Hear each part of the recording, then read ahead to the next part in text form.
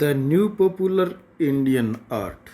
In the 19th century, a new word of popular art development in many of the cities of India. Next, in Bengal, around the pilgrim centers of the temple of Kalighat, local village scroll painters called Phantus and potters called Kumhars in Indian at the North India began developing a new style of art. They moved from the surrounding village into Calcutta in the early 19th century.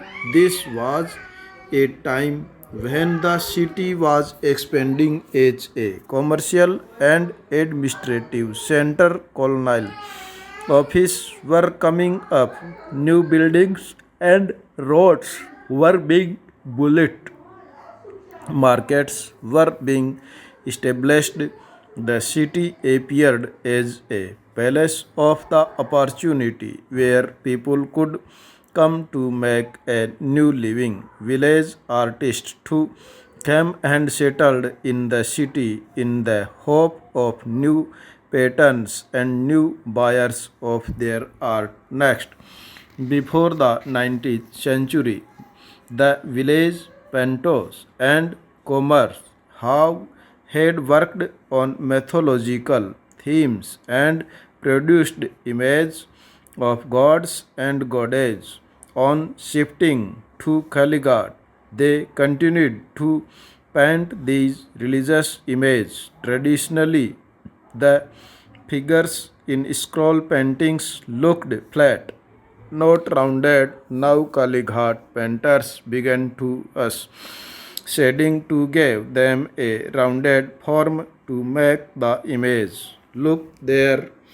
Yet the images were not realistic and lifelike. In fact, what is especially to be noted in these early Kalighat paintings is the use of a bold, deliberately non-realistic style where the figures emerge large and powerful with a minimum of line, detail and colors. After the 1840s, we see a new trend within the Kalighat artists living in a society where values, tastes, norms, and customs were undergoing rapid change. Kalighat artists responded to the world around and produced paintings on social and political themes.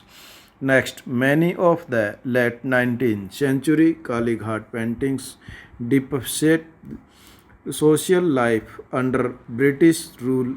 Of the artist mocked at the chance they saw around, ridiculing the new tastes of those who spoke in English and adopted Western liabilities, dressed like Sahib, smoked cigarette or on the chairs. They made ton of the Western bamboo, criticized corrupt prestige, and warned against women moving out of their homes.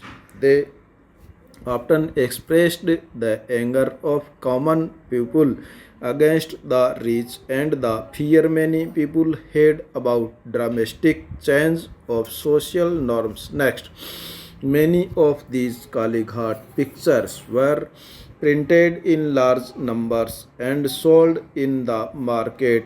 Initially, the images were engraved in wooden blocks. The carved block was inked, pressed against paper. Then the woodcut prints that were produced were colored by hand. In this way, many copies could be produced from the same blocks. By the late 19th century, mechanical printing press were set up in different parts of India, which allowed prints to be produced in even larger numbers. Next, these prints could therefore be sold cheap in the market. Even the poor could buy them. Popular print were not painted only by the poor village Kalighat Patas. Often middle class Indian artists set up printings presses and produced prints for a wide market. They were trained in British art school in new methods of life study, oil paintings, and print making. One of the most successful of these presses that were set up in late 19th century Calcutta was in the Calcutta Art Studio. It produced lifelike image of eminent Bengali personalities as well as mythological pictures. But these mythological pictures were realistic. The figures were located in picturesque landscape settings with mountains, lakes, rivers, and forests.